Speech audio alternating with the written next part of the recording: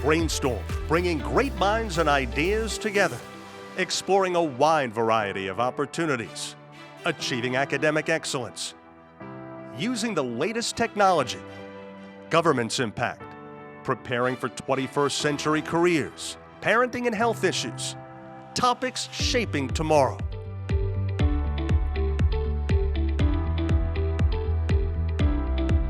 Brainstorm with Lisa Willever, bringing great minds and ideas together. Welcome to Brainstorm. I'm Lisa Willever, and today we are talking about history. Not just the history you get in your school books, but living history and going on location to learn about history. But before we begin, let's see what's happening in the world of history as we speak. When it comes to learning, most people think of a classroom in a school with books, notebooks, and smartboards. It makes sense, but it's not completely accurate. Sure, education occurs in our classrooms every day, but it shouldn't be limited to classrooms. Utilizing a region's special points of interest can bring learning to life and reinforce lessons learned at school. Field trips to historic sites, natural sites, museums, and the arts should be a frequent addition to the learning process. So I'm joined today with Richard Patterson. Richard is the Executive Director of the Old Barracks Museum in the capital city of New Jersey, in Trenton. Good morning. Thank you. I'm good. Very good. Thank you for coming today. So, history, some people love it. Not every person, not every child. It's something that I think initially doesn't sell itself. So we need to sell it. As a former teacher, I felt like my job was to make sure the kids knew the stories of history, and that's what really captured their attention.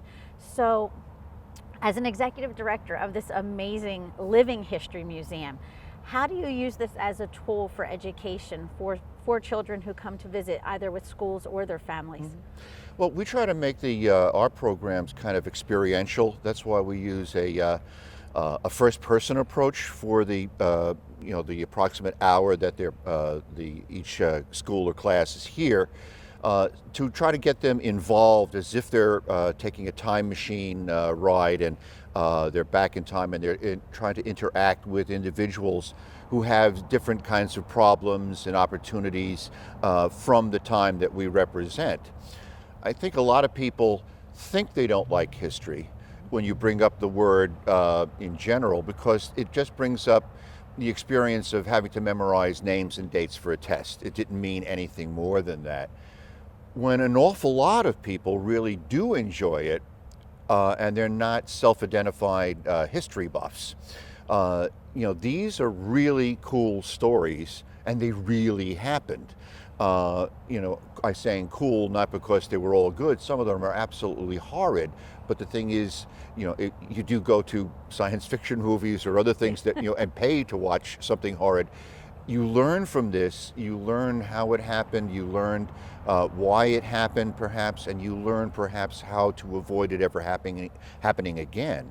So this is why we like to, get people to come to our museum, and we're taking an approach where we want them to start to be fascinated, enjoy it in the way that they're discovering things, not enjoying all the different topics we might be covering because some of them aren't fun. But the thing is, they're fascinated by it. Some of them just can't believe it happened. And I think they go away. If they go away actually asking more questions or actually a little confused, that's a good thing. That's a win. The world isn't black and white or up and down. It's complex, and that's a good thing. You have to appreciate that. And I love two of the words that you use, discovery and exploring, because to me, when you come here and you look at just the style of the building, you think General Washington.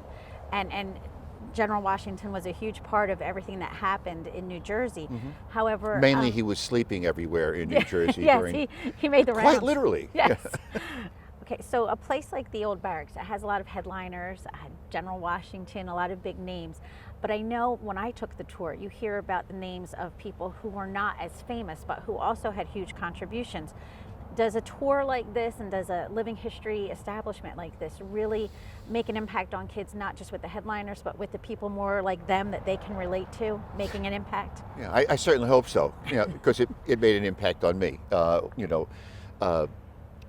again, as I mentioned, with too much of history seems like, oh, it's names and dates for a test, but the next couple of words are names and dates and dead generals and dead presidents and so on like that. Um, you know, History is very complex. It's made up of a lot of different people, and if we always think of just the headliners all the time, they're either absolute saints on a plaster pedestal, or they're evil incarnate, and no one can ever be that evil and no one could ever be that good, and there's no continuum in the middle where the rest of all of us fall. And when we talk about Hitler, it's like, oh, no one can ever be like that, and you can never bring it up. Well, Hitler didn't start out like that. There was a whole continuum over a couple of decades to bring him to what we remember, the worst of the Holocaust and everything else. Mm-hmm. But you have to be able to see what was, who was this starving artist or disappointed World War I person, and how did he get these ideas and views and go up to that. Same as with if you take a Washington or a Benjamin Franklin or what have you, is it unachievable to be that kind of an inventor or that kind of politician or that kind of leader? And then you say, well, they weren't all that perfect. They had their own little peccadillos and other little problems here and there, some big problems, Yeah.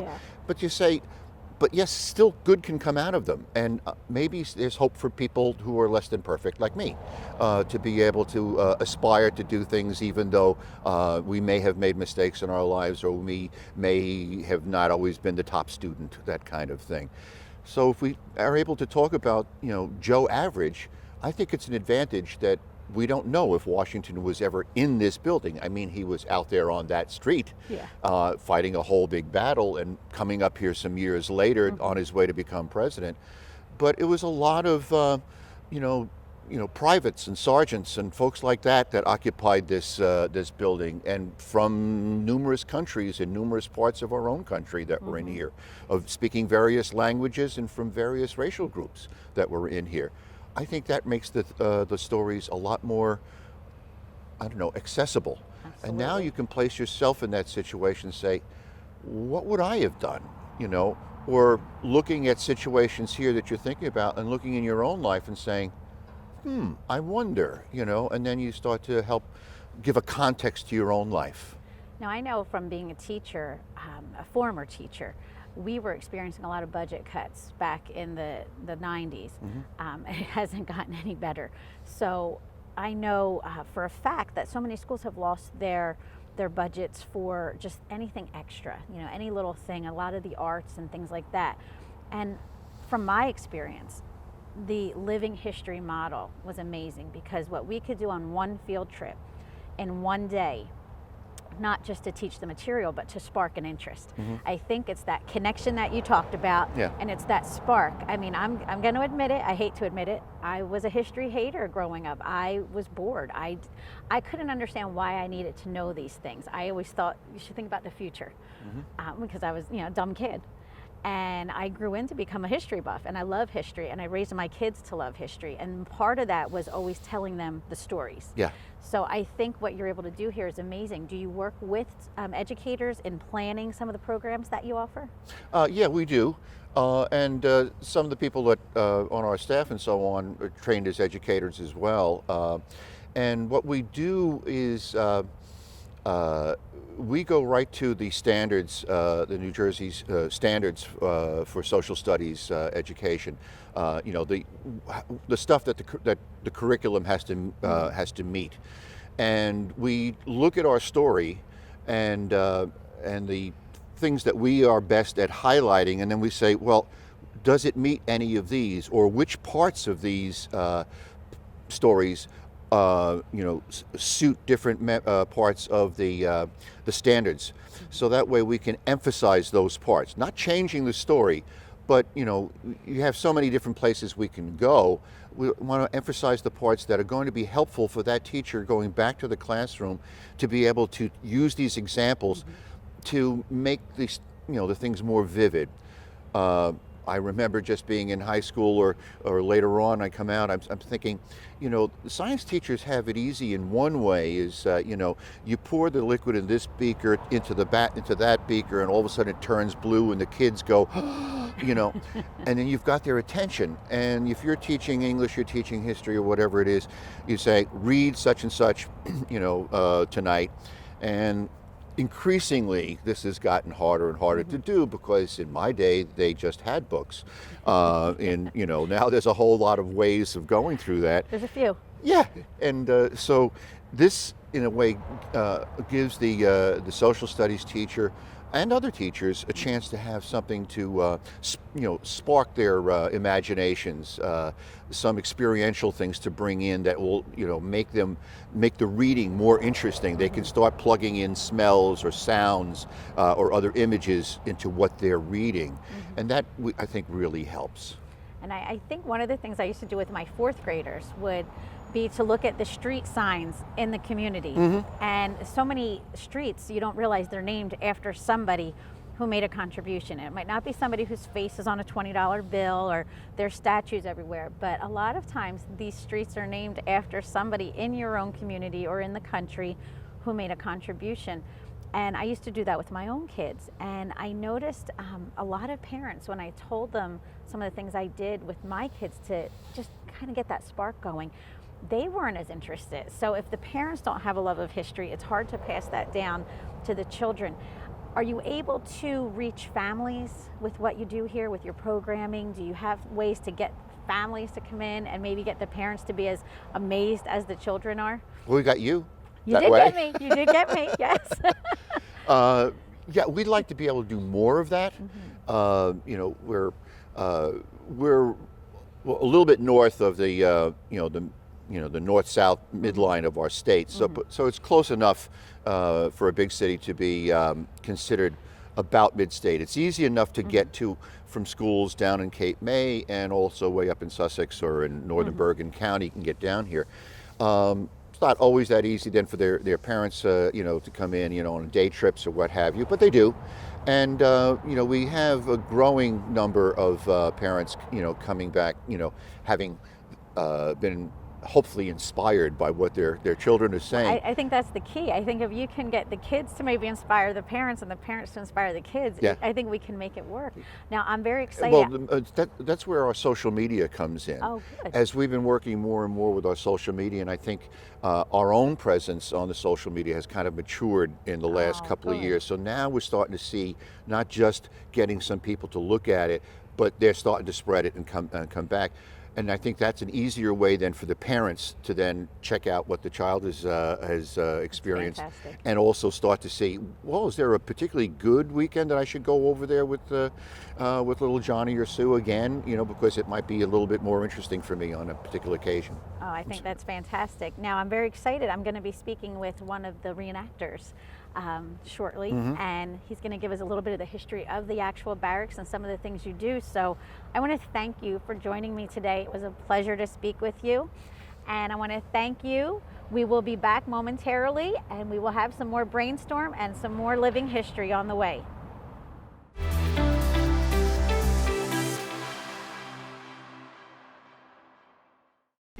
Everything starts out small. The things that hurt us, they all start from somewhere.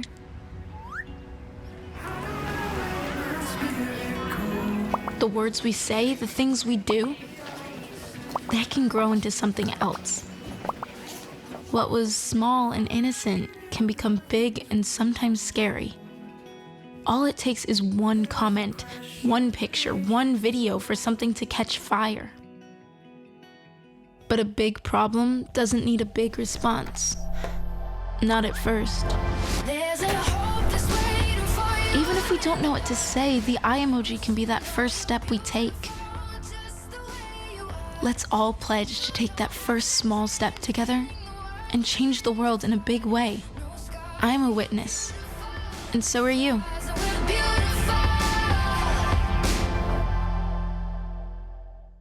There are 16 million children struggling with hunger in America. This is a serious problem, but one we can solve. Visit feedingamerica.org to help. Together we can solve hunger. Together we're feeding America. We just finished dinner and it was time for homework. He hates homework. I know he's bright. Why is it so hard for me? He's I'm just trying gotta as try a hard little as harder. I can. 1 in 5 children struggle with learning and attention issues. Go from misunderstanding to understood.org. What to expect when you're expecting. Like here. A teenager. Today, I'm going to show you how to teen-proof your home. First step, hide the car keys. Preferably somewhere they would never look. Challenges will come up. Be ready for them. Hi, honey. Ready for the... Mom, you don't use mannequins in the mannequin challenge. You don't have to know it all to be a perfect parent. Thousands of teens in foster care will love you just the same.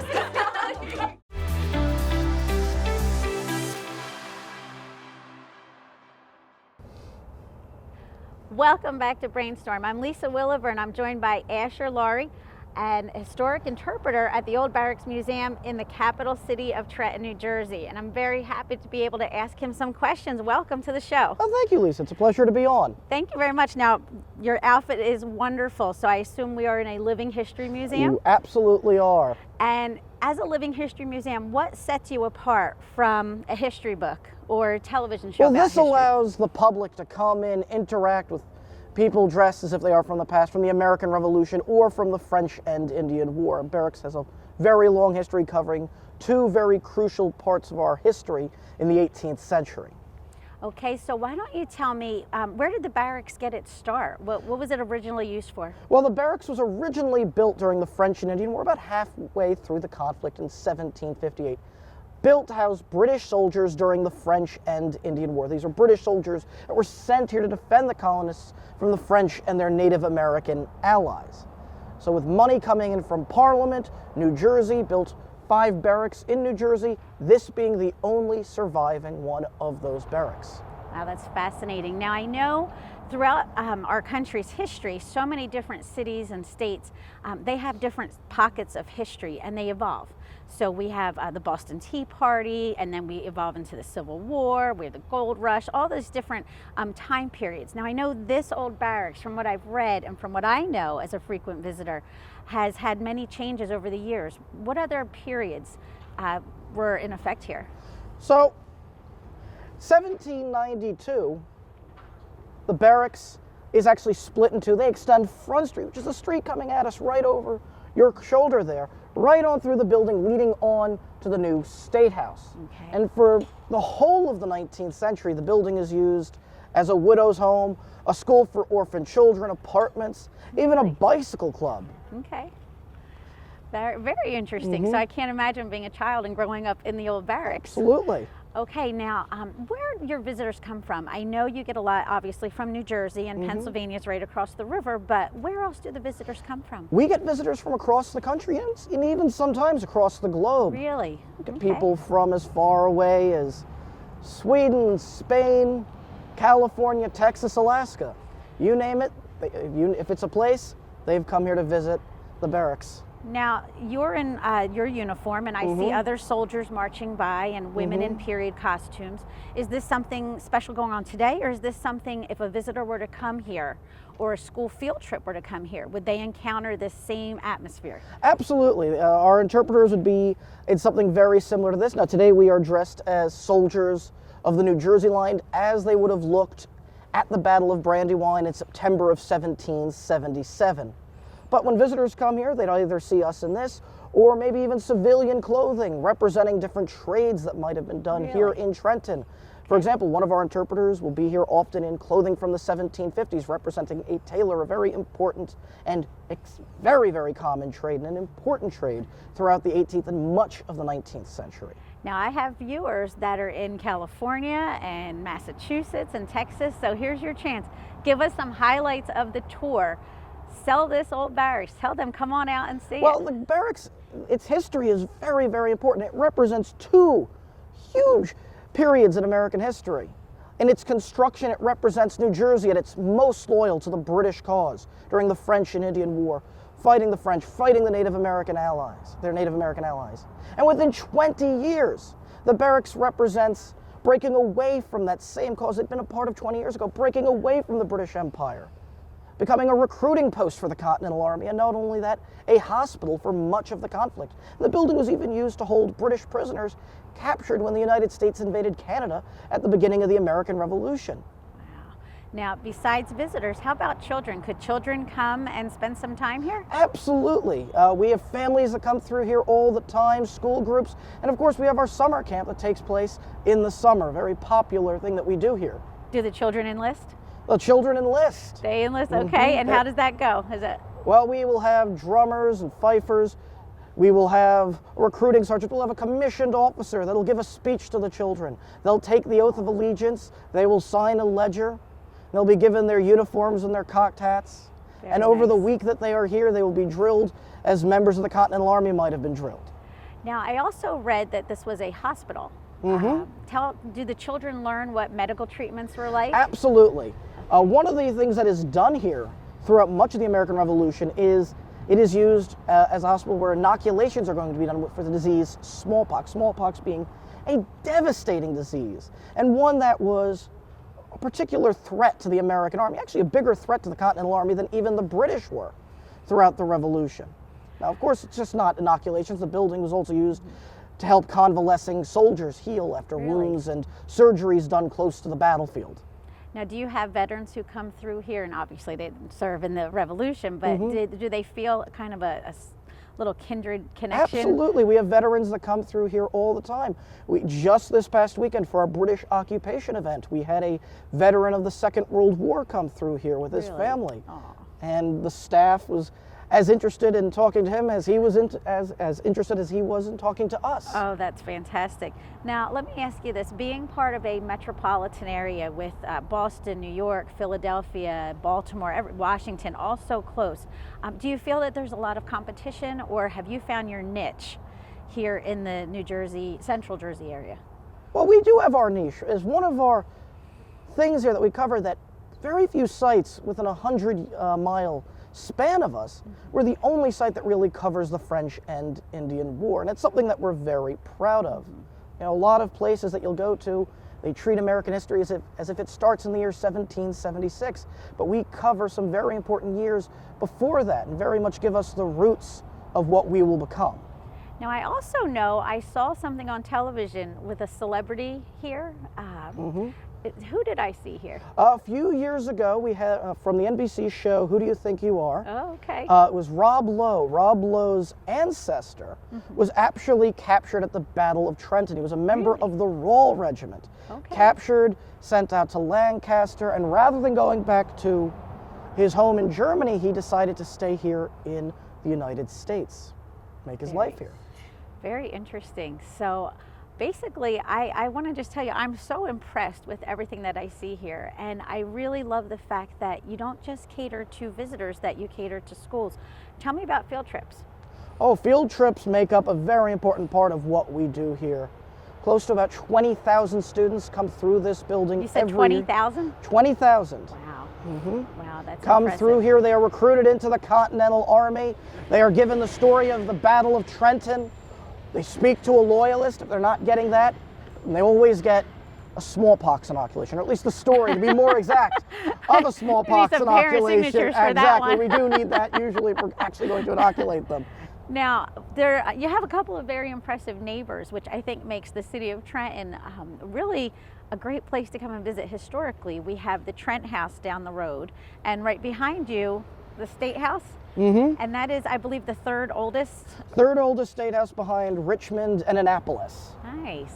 Okay, so people can really make a day if they come to the old barracks. Absolutely. Now, what about other cities? Do you recommend, no matter what state someone lives in or what city they live in, that they should get out there and, especially with the children, bring them to places that immerse them in history?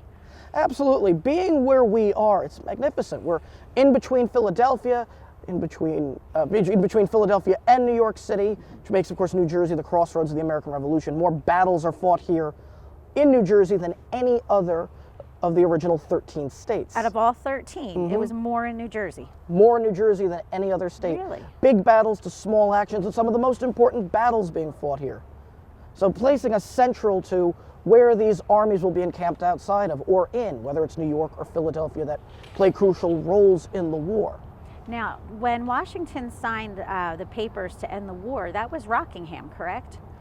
He will spend time in Rockingham for a period of time. It will be one of his many headquarters that he will have during the American Revolution. Which isn't far from here either. Right around the corner is where he will spend, I believe, one of the last years of the war, or some time there in one of the last years of the war. So is there anything else you'd like to share about the old barracks? How about any special events? Oh, of course, we've got special events through the year. Coming up this March, we're going to have our depot event, where Trenton was a depot for the Continental Army, having all four regiments of Continental Cavalry stationed in and around Trenton in the winter of 1778, after the Philadelphia campaign. So we'll have tradesmen here in the building, hatters, leather workers, people doing those jobs. And of course, in September, we have our big fundraiser, our annual Tavern Night, which is very important to us and allows us to do our programs here at the Old Barracks Museum. Well, it all sounds wonderful, and I'm so happy to see that history is alive and well in the city of Trenton, New Jersey. So thank you very much for joining us. Me. And I want to thank you, our viewers, for tuning in. We will see you next week on Brainstorm.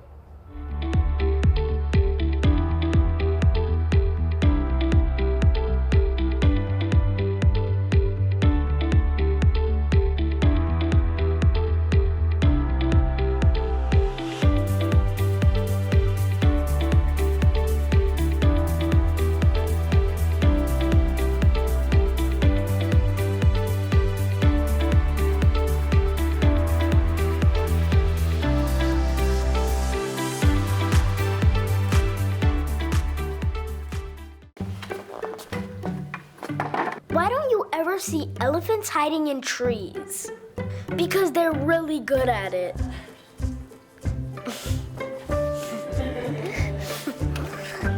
Yeah, I get it. Patriotism. It inspires passionate debate, and it's worn like a badge of honor with good reason. Because it means love and devotion for one's country. But what really makes up this country of ours? It's the people. To love America is to love all Americans.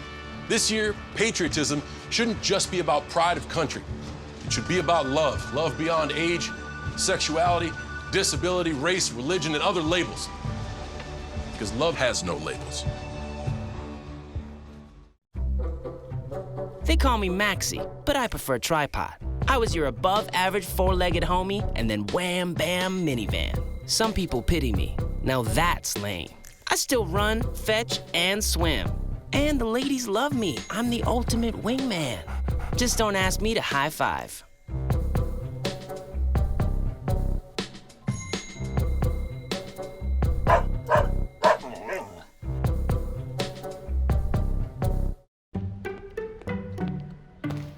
Heard about the scarecrow who won an award? He was outstanding in his field.